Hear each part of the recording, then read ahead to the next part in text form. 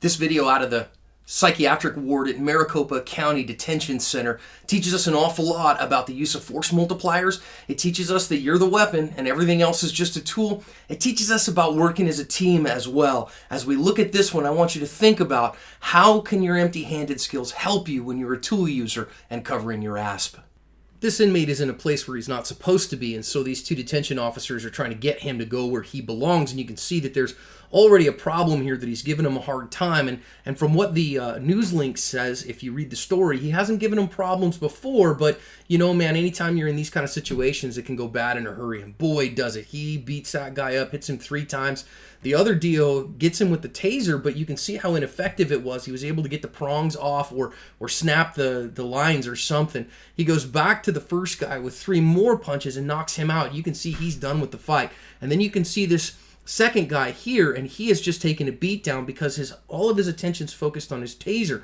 Now you see a whole bunch of other officers come, and now, boy, it's a huge fight because now we've got 4 more officers in this fight, 6 on 1. Now a 7th officer shows up before they finally are starting to get some control over this guy because nobody wants to go hands-on with him. Now, I don't know if that's their SOPs or whatever that can be, you know, and obviously they want to control this guy, and it takes a whole bunch of them to do so. And you can notice that both of the officers that were originally in this fight are out for the count. So I want to go back and learn some lessons here that we see in this kind of fight, even for those of us who aren't law enforcement. Number one, as this gets going, you can see that they already know that there's problems because this officer here has his taser out. Well, they're not going to pull their taser if they don't foresee problems, you know, and so you know that things are not okay, and the other officer here is pointing him in the direction where he's supposed to go. But I do want you to notice this, Aspers, you got to have that high interview position when you think there might be danger, and it's reasonable to think that there is here. I want you to have those hands up and be looking for those pre-fight cues so that you don't get hit like this gentleman is going to get hit. You see how fast it comes, 1, 2, 3, and he's out. I also want you to notice that these 2 guys working together as partners, that the one has not moved over so that his partner is standing in the way of him getting a good shot with his taser. You got to think through some of those things in advance so you're in a good place. Next, of course, we see this taser was really ineffective, and I'm not sure why, but it doesn't really matter why. And the bad guy has driven him back into a corner.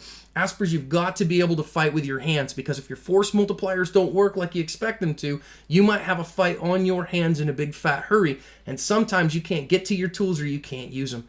Now this guy is going to barricade him again, and he's going to knock that guy out. He is out of the fight and done. And this officer here, he is totally dependent upon his taser, and he is so focused on it. You notice he's still got it in his hand, as ineffective as it is, and he's not defending himself. Guys, you are the weapon. All else are just tools. Never get so tool focused that you don't realize when a guy is punching you in the back of the head that you are in a bad spot and you got to fight with your hands. Now this officer here comes with what looks like an X26 to me. I'm not positive of that, but he puts it so close to the inmate that the inmate's able to grab it. Guys, if you have a distance tool, stay at distance. Stay out of contact if you possibly can.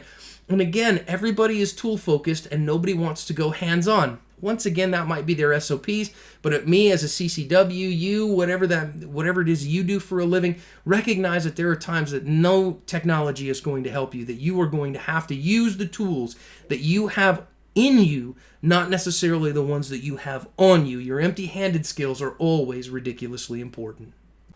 So what do we learn in this video? Number one, we learned that a taser is not always an effective tool, and you need to be ready for your tool to fail. You may drive that tool out and say, man, this is going to do it, but it won't always do it, and so you better be ready to use your hands, your feet, your mind, because you're the weapon, and all else are just tools. Number two, we learned that, man, when you're working as a team, you've got to work together as a team. You can't be 2 individuals.